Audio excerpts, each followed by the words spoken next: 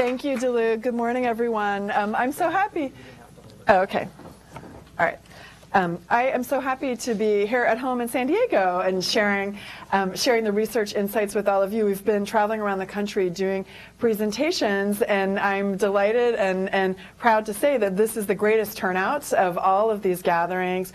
And not only is it the number of people present here today, both in this room and in the boardroom and via the live stream, but also this wonderful mix of people. And this is exactly what we hope for in doing this research and in doing these presentations, to bring together people from all these different sectors who share in common a commitment to the lives of young people. So I really hope that you will have conversations today with some new people and make some new connections, and who knows what seeds will be planted here among us this morning. Thank you very much to the Planning Committee. A lot of hard work went into today, and people really gave a lot of time, a lot of emails and phone calls and meetings. So I'm really grateful for all of that. And thanks also to the host committee for lending your names and for helping today be a success. And thank you to here's the Planning Committee organizations and the San Diego Foundation, our host this morning. Really grateful for all of your support in making today a big success. I'd also like to thank and acknowledge the Wallace Foundation, which generously supported this research and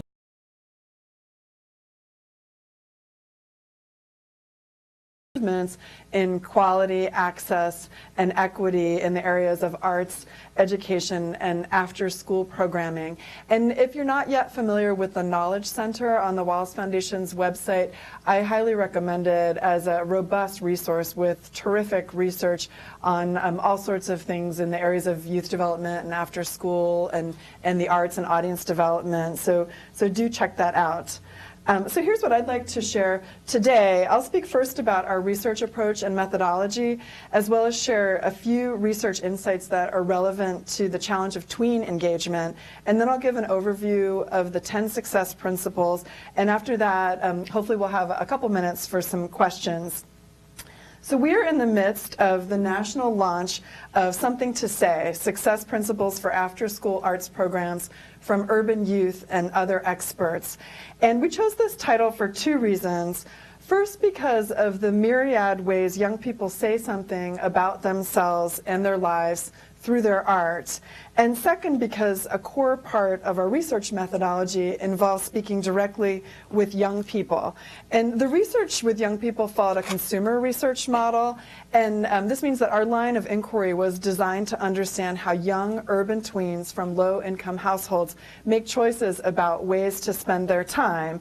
And young people may not have a lot of disposable income, but because they make choices about how they spend their time and what they do, they are consumers.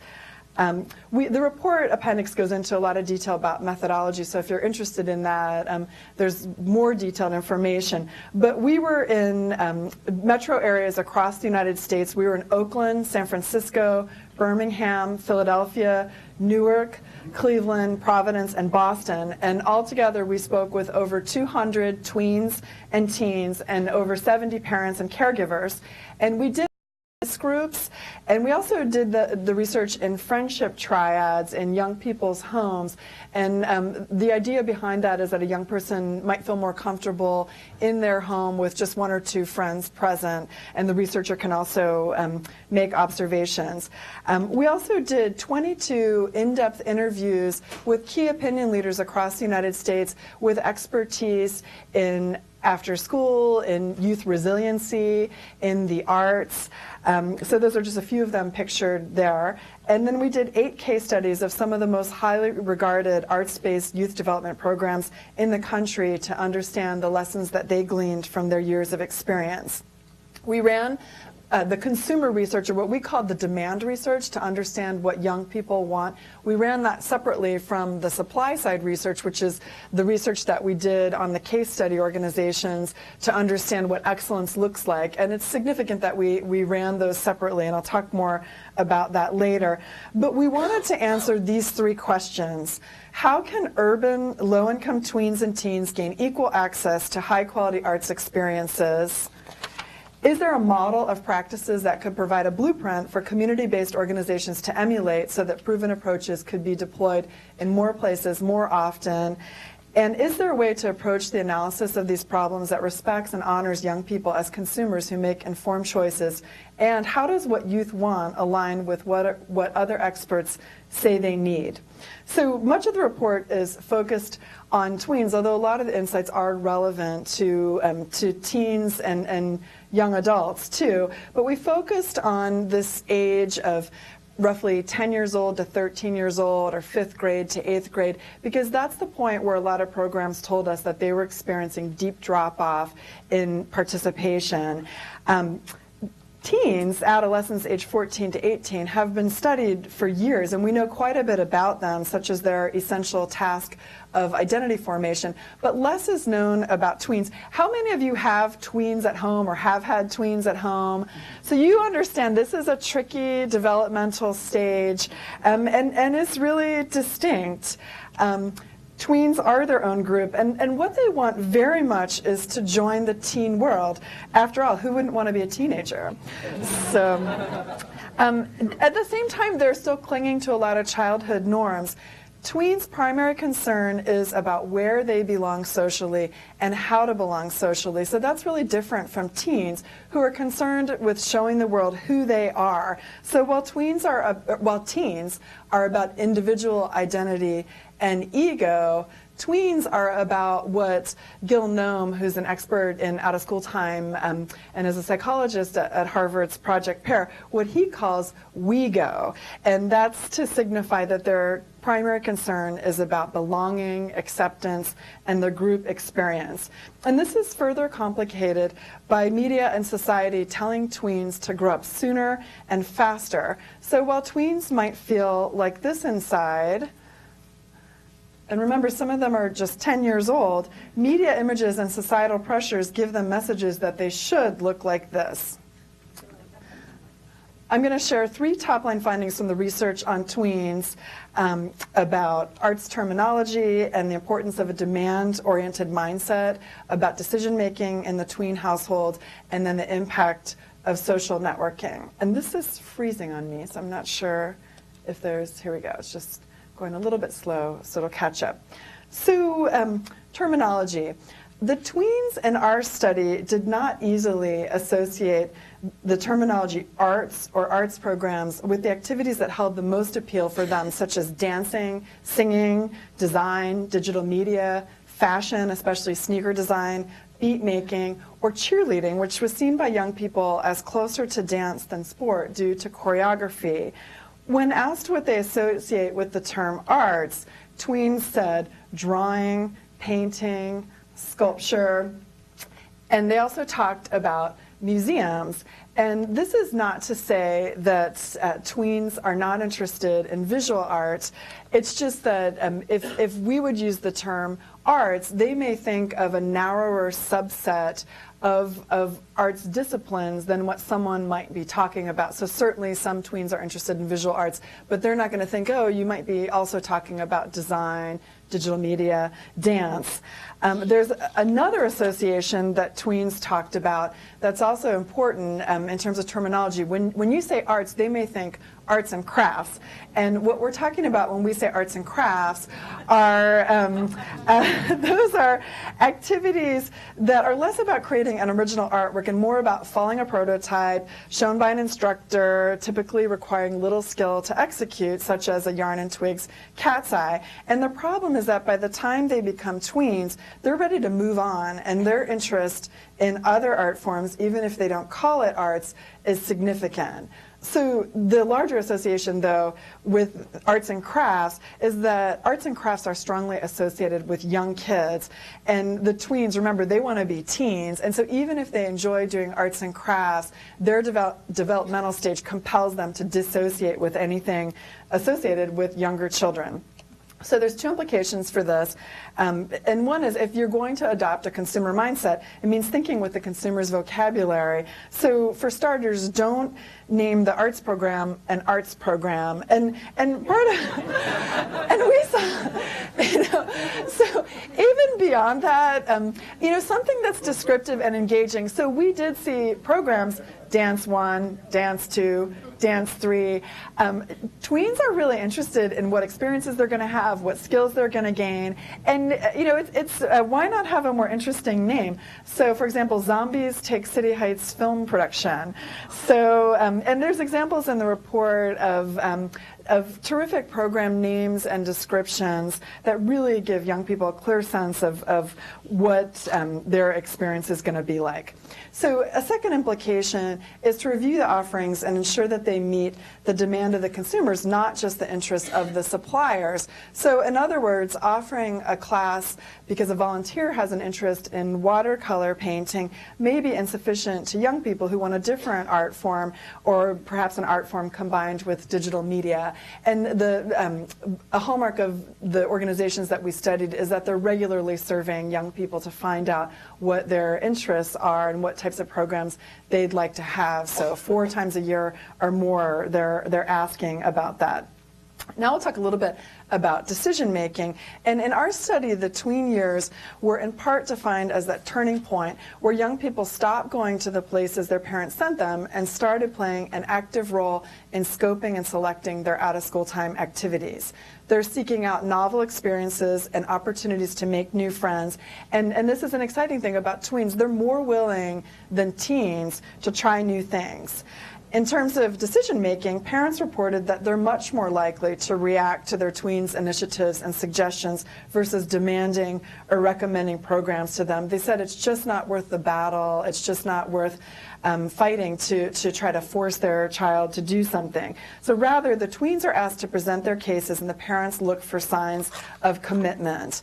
And the tweens themselves reported a fairly sophisticated understanding of how to gather information and approach their parents with the ask, and then engage in negotiation when they wanted to be a part of a program. They understood their parents' priorities and the logistical and financial non-starters. Here's what some of them had to say.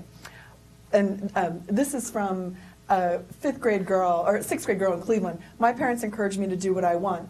A 5th grade boy from Newark, New Jersey. I have 75% of the decision power and I make more of the decisions. I say there's things I want to do. My mom would have to make sure it's okay. And then my favorite is from a 5th grade girl from Cleveland. I would find a whole bunch of information about it. Then I would ask my mom. And if she said no, I would keep on looking. And then if she still said no, I would beg her. So right away, one question to ask is whether you're trying to get to the tween through the parent, or if you're motivating and equipping the tween to successfully negotiate their participation with the parent. And our research suggests that the latter will be more effective. So what we've seen organizations do is change the language on their website to be speaking directly to the tween. So it'll say, you will produce a portfolio of 5 prints rather than your child will do X. So the third thing to understand is that engagement today for tweens is shaped in many ways not just by social and physiological development, but also by the fact that today tweens are wired. I'm not sure why this isn't advancing, but here we go. So this means that there's a profound sense that if what they're doing at the moment isn't interesting, they can find something better with little effort, which means their connection and commitment to what they're doing at any point in time is tenuous.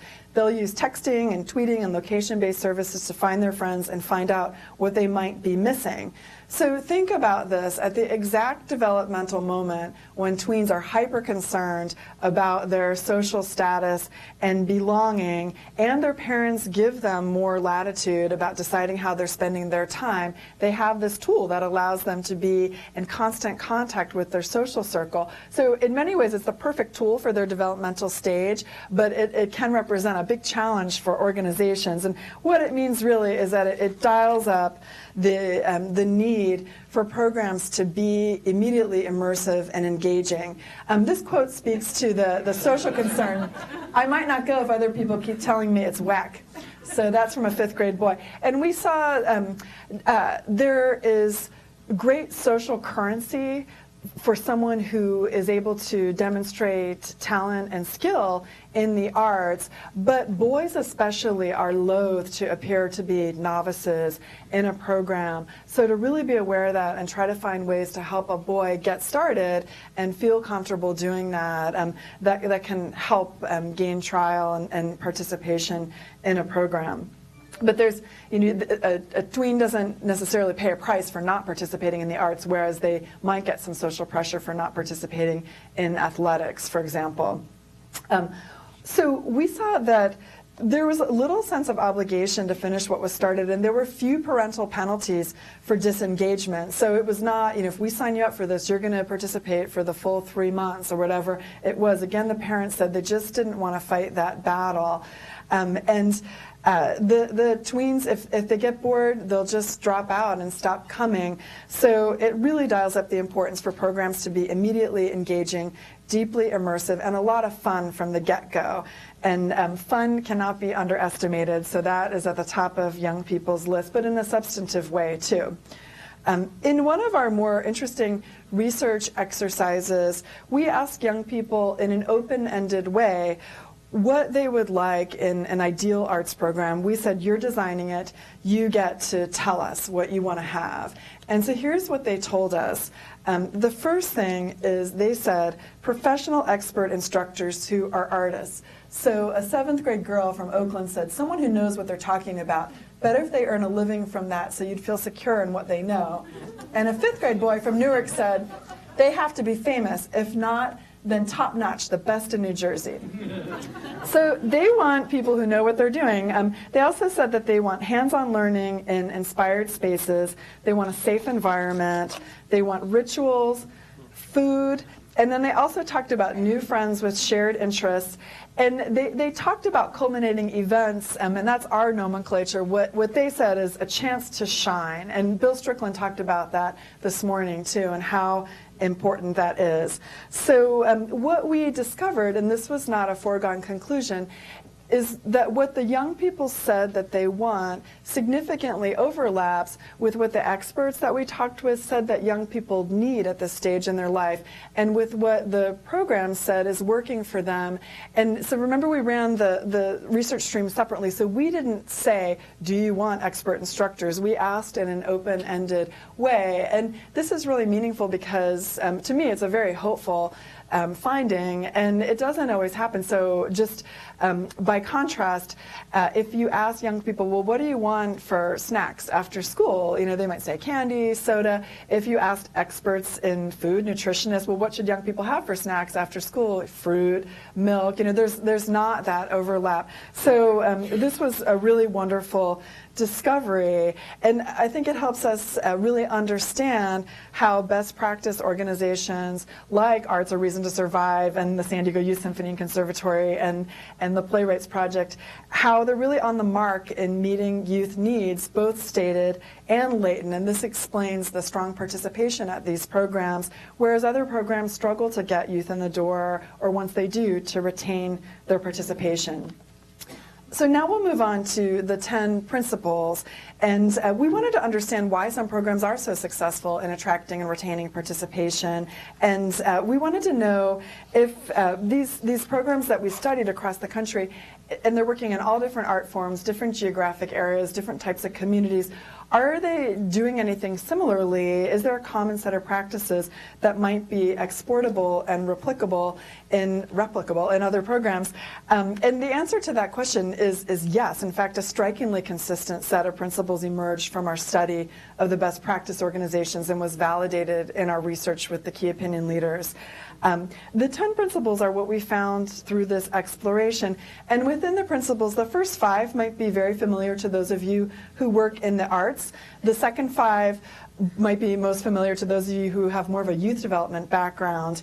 And the intended audience for the report is youth development, after school, education, the arts, funders, and the magic of the principles isn't necessarily in their newness or discovery, but it's what they look like in practice, and significantly, it's in aggregating them, because the best practice organizations are doing all of these in some fashion. So as youth development organizations seek to increase the amount and quality of their offerings in arts programs, and as arts programs seek to connect with more people, there, I think, are tremendous possibilities for partnership where, one partner has mastered some of these principles, another has expertise in others. And I know that a number of you here today are engaged in such partnerships, and I hope that you'll make some connections today too, that who knows where they'll lead. So I'll do an overview of the principles woven throughout. You'll hear from several practitioners in video clips. And then please know that the 10 principles are listed on the handout, the white handout that I hope that you grabbed at the check-in, and they're also on page 55 of the report, so you don't need to jot them down. You've got them. So the 10 principles are not listed in a particular order with one exception, and that's the first principle. And we lead with this because of how important this component is to the overall strength of out-of-school time arts programs. Principle 1 is instructors are professional practicing artists and are valued with compensation for their expertise and investment in their professional development. So a question that we love to ask when we met with arts organizations, because it led to such rich responses, was what's in your secret sauce? As in, what makes your program so successful? And the most common answer by a wide margin was this: using practicing professional artists as arts instructors. Practicing professionals have more to teach youth because they have more experience and knowledge themselves of the art form, of artistic technique, and of the creative process. And youth are drawn to this real-world experience. So what we're talking about in terms of professionals are people who exhibit the markers of professionalism, who are compensated for their art, who actively exhibit, publish, perform, who are trained and or have a degree in their discipline. And I see Perry Vasquez here, so one of our community's great teaching artists and people who embodies this. Even if they augment their income from their art with other work such as teaching, being an artist is their chosen profession, not just a hobby. Such artist instructors possess a unique credibility among youth participants who, our research showed, are more willing to hold themselves to high standards and project deadlines when they're set by people that they know have the same expectations for themselves. We all know that tweens and teens don't like to feel duped. The minute that they get the sense that someone doesn't know what they're really talking about, that's a huge turnoff, and they disengage. Hobbyists and well-meaning volunteers will not be able to take youth beyond their own limitations in terms of skills and knowledge. Here is Hadari Davis from Youth Speaks in San Francisco, one of the organizations we profiled, talking about the need for commitment to this principle. And as much as the organization that's hosting that activity commits to the professionalization of that artist, it starts with them committing to a professional artist to educate them, to teach them, mentor them, guide them. And more often than not, that doesn't happen. And that, I think, is the biggest detriment for all arts organizations and all other organizations that aspire to do arts. It's like this idea that anybody could do it. But if you are hiring somebody to teach Kung Fu in your YMCA, they better be a master or have a black belt.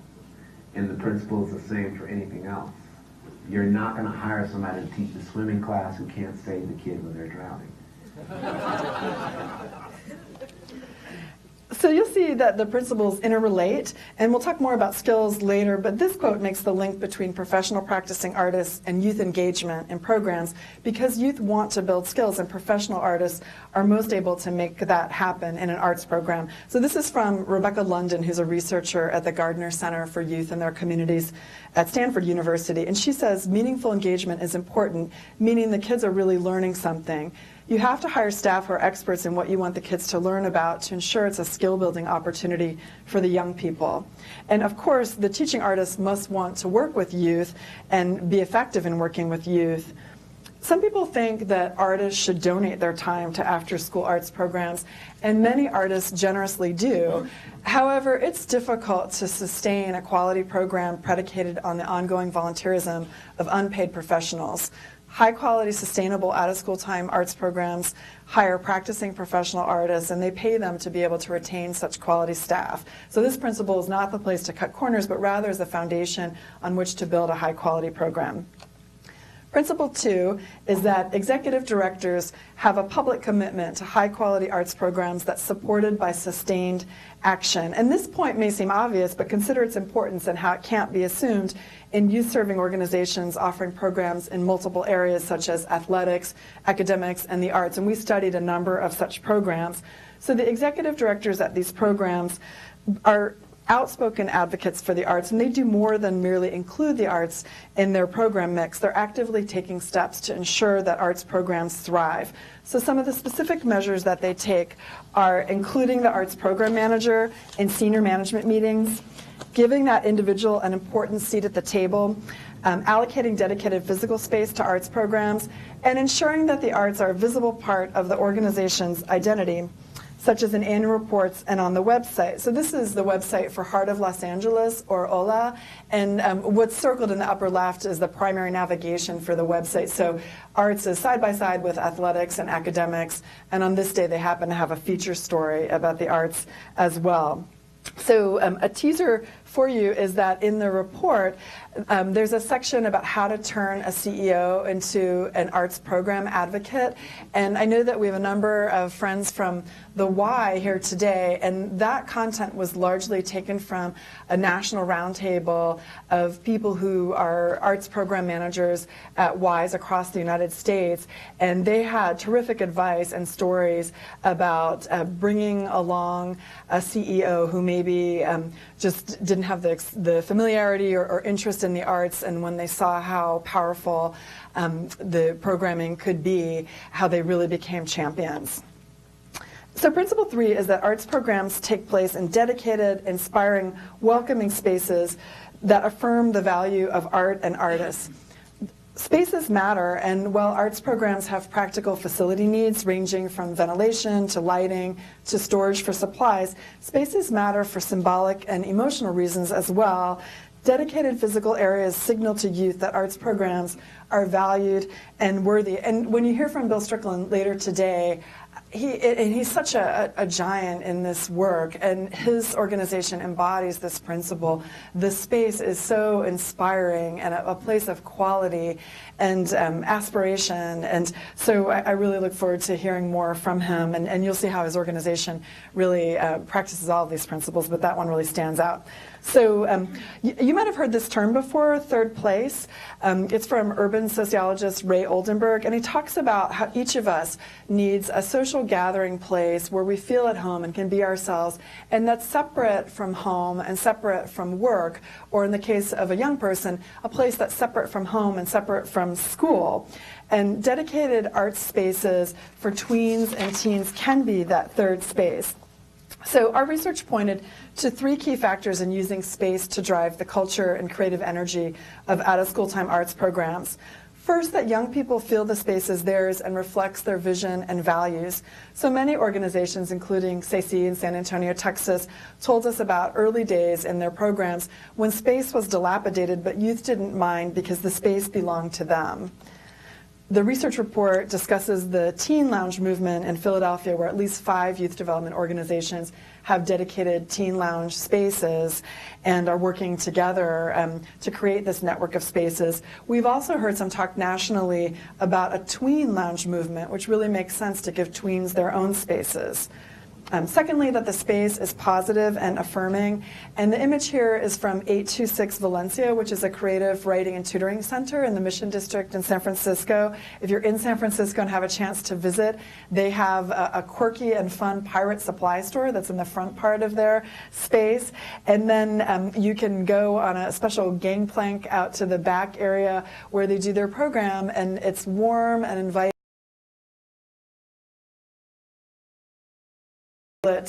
After-school help center. So really, it's really lovely. And then third, that the space is functional and dedicated to one or more art forms. So National Dance Institute of New Mexico, they've got Marley floors to be gentle on dancers' knees and other joints. So number 4 is that there's a culture of high expectations, respect for creative expression, and affirmation of youth participants as artists. So a hallmark of youth organizations is their belief in young people's capacity for achievement, so a principle around high expectations may not seem groundbreaking. The principle here has the added dimension of affirming youth participants as artists. In calling youth artists, dancers, writers, it reinforces the belief in the students' ability to produce quality work and that their work is being taken seriously. Another aspect of this principle and practice that we saw through the case studies and in our interviews is mandatory attendance or hours. Many of these programs have mandatory attendance, and there might be flexibility within that. So it might be, you need to be in the studio for 8 hours a week, and it can be on any of these days during any of these time windows, but you need to put in that much time. And the reason is because these programs have ambitious goals, and you can't have a young person come in for 2 hours a month and then be ready for a high quality production. So it really requires time. One of the key opinion leaders that we talked with said, some organizations are focused on making sure nothing bad happens. We hope there are more after-school programs focused on making sure something good happens, and that requires time. So a third important dimension of high expectations as they manifest in these programs is creating original works of art, as opposed to following that arts and crafts model of following a prototype. And we acknowledge that there are a lot of ways to build skill in the arts, and this is just one of them, but this is something that we heard consistently in our research.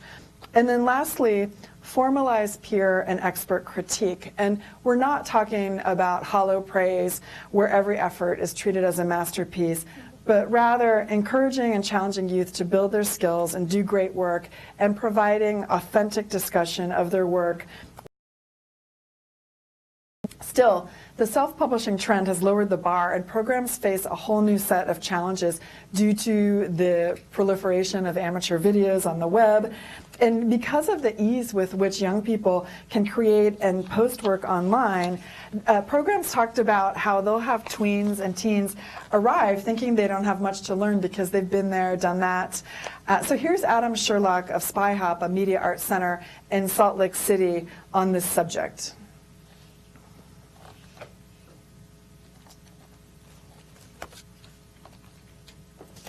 Being uploaded by their peers that are just, to us as adults, they're terrifying to see because the sound quality is so horrible, and like the camera's shaking around like Blair Witch the whole time, and you're like, this is awful, but kids love it, and that's what they grow up on. And so for them to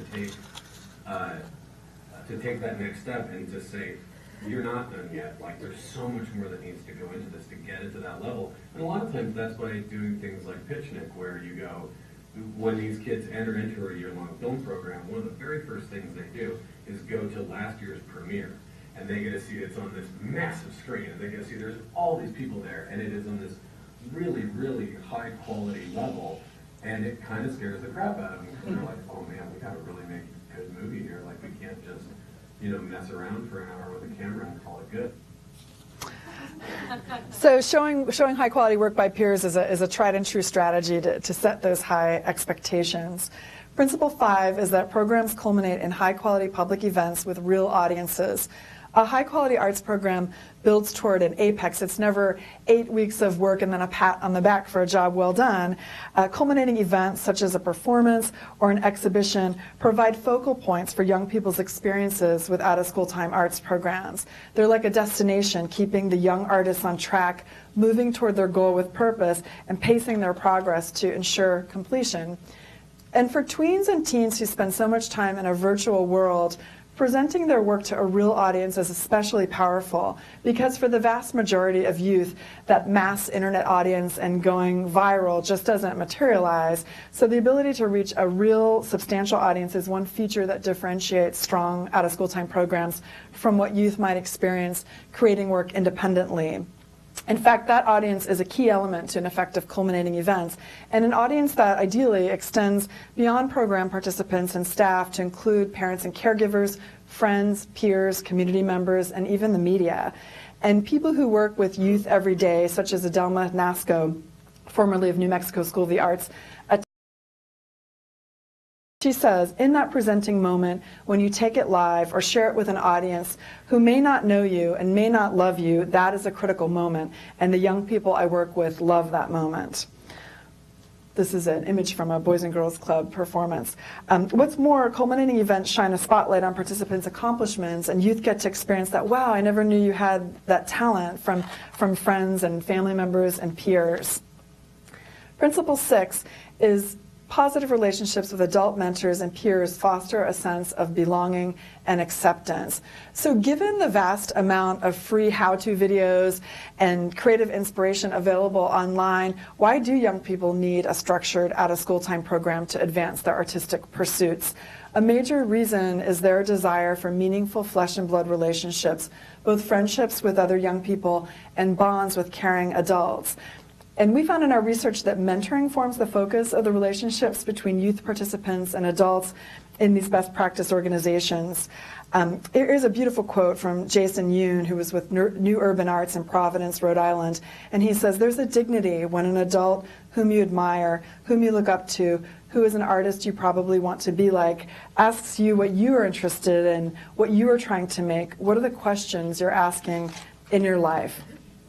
We also learned from practitioners and researchers that peer mentoring, where youth are mentoring other youth, perhaps younger or with less experience in the art form, is a particularly valuable strategy both for the person doing the mentoring and the person who's being mentored, who can see the possibility of becoming a mentor themselves. And some of the programs are designed so that a young person could step into a mentoring role after 6 months or after a year, so they see that possibility.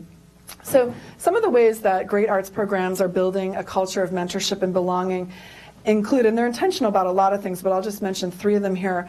One is language, and the organizations that we studied frequently use terms such as artist mentors and poet mentors to describe the teaching artists, and that's to signal that there's a mutually respectful relationship among the adults and young people, and reciprocal learning and skill sharing. So they tend to avoid what they described as more impersonal or academic terms such as instructors.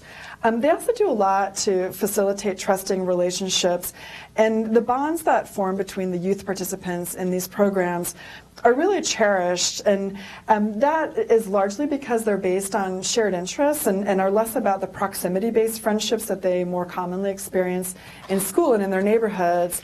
And life can be difficult for the kids who are, maybe the arts kids or the creative kids in school cultures that don't necessarily revere that group. Many of the youth that we spoke with at the case study organizations talked about finding their people and how important that was to them.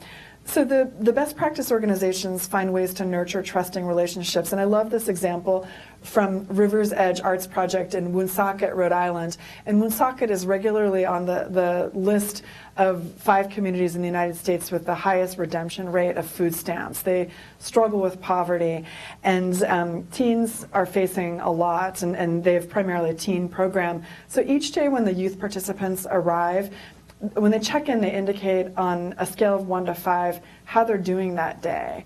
And they know that if they consistently have 3s, or if they have anything less than a 3, it means that an artist mentor in the program is going to seek them out for some one-on-one time to check in and find out what's going on. So this way, the staff can easily identify who's looking for support, and the young person can easily exercise the option to get that focused adult support.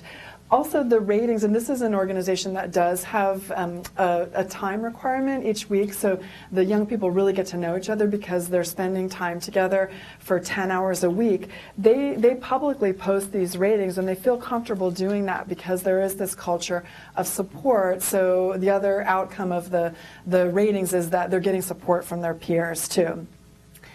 Then rituals are also a big part of creating a sense of belonging. And so these are customs or unique practices, and a young person can feel in the know once they know how they work. So it might be a special way of starting the day. It might be an annual event, perhaps a rite of passage for a young person leaving a program.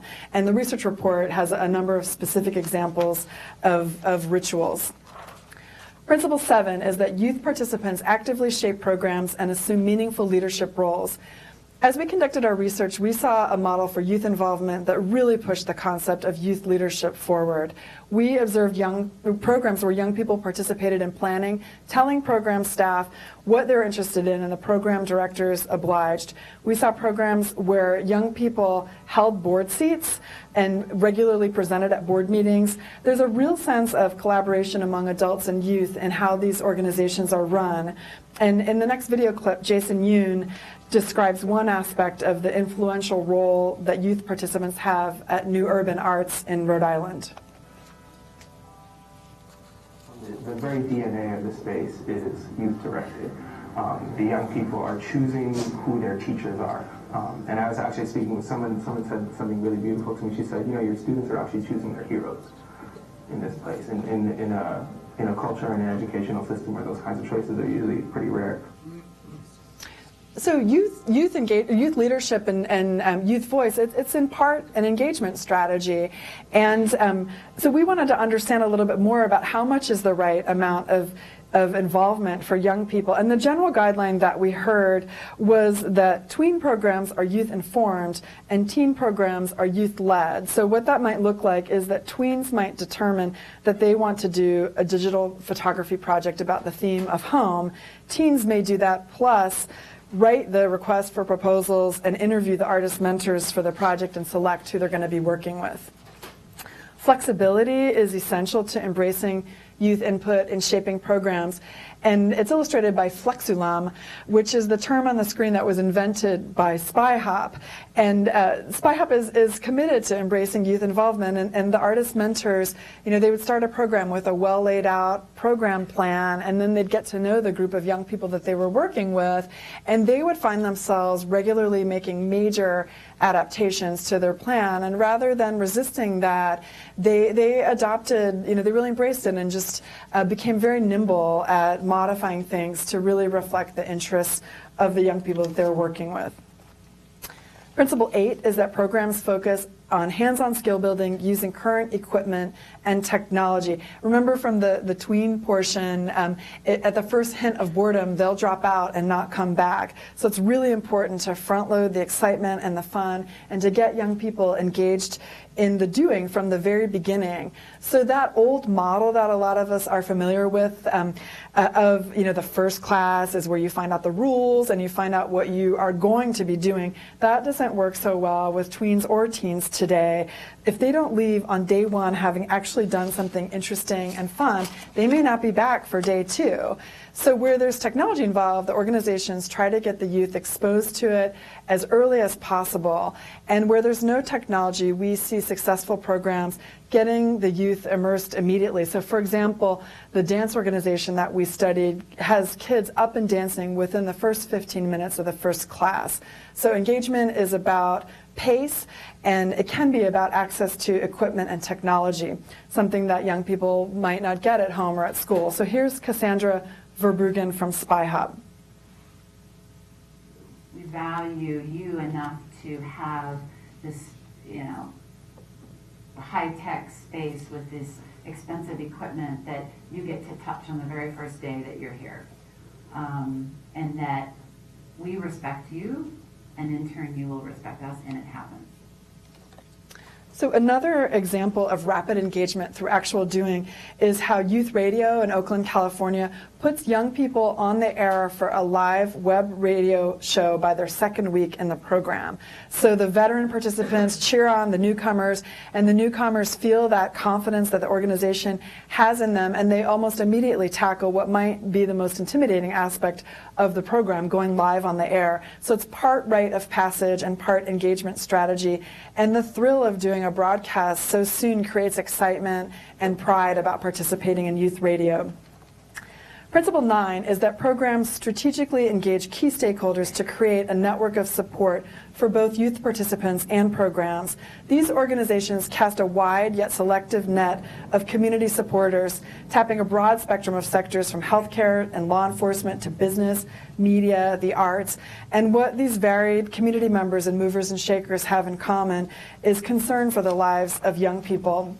As Shirley Bryce Heath stated during our interview with her, the most effective organizations think beyond who their normal stakeholders might be to who it is in the community who has a stake in the livelihood of young people, the parks and recreation folk, the people from the local medical pediatric unit, judges, probation officers.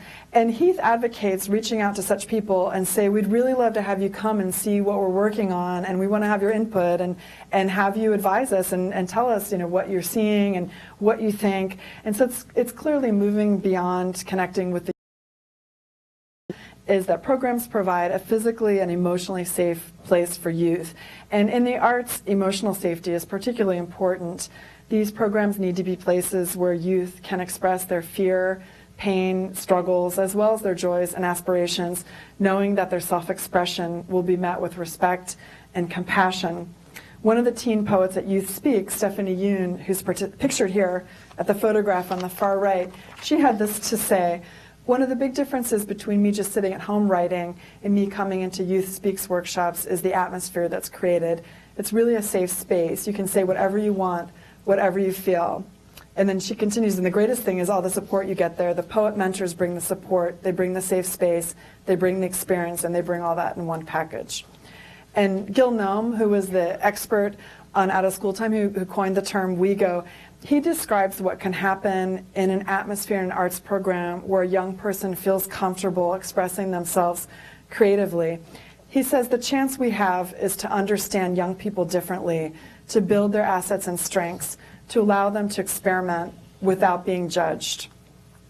So that was a quick run through the principles. And I'll say just one thing about implementation, and that is that the organizations that we studied have built up to where they are today in terms of their overall operations and their implementation of these principles. And in many cases, they took years to get to where they are today. So our hope is that the principles create an understanding of the benefits that organizations and youth accrue when the principles are in place, and there's something to work toward. So I hope that you got a copy of the report. There are also resources available online, so if you want to let a colleague or a friend know, the entire report is available as a download on the Wallace Foundation website. There are also case study videos, so if you're particularly interested in one of the organizations that we studied, you can watch a video about that organization. And then there are some of the interviews. We were just having such rich conversations with people that we decided to make those available. So a number of the experts that we talked with, those videos are available too. So thank you so much, and I think that we're a little bit past time, so I think, shall we just proceed on, or should we take we can take one or two questions if anyone, or observations. Anyone have a question that they'd like to ask? Yes. I just want to say thank you very much. This is by far head and shoulders just because of the meetings I never know one. So. Oh, that's really nice. Thank you. Well, thank you. And as Deluc said, I'm a part of this community, and I really, I would love to talk with you today or beyond today. I'd love to hear about your challenges, your ideas, what you'd like to do. So please, my email is on the bottom of the handout, and please feel free to email or call me at any time. And thank you so much today. Thank you.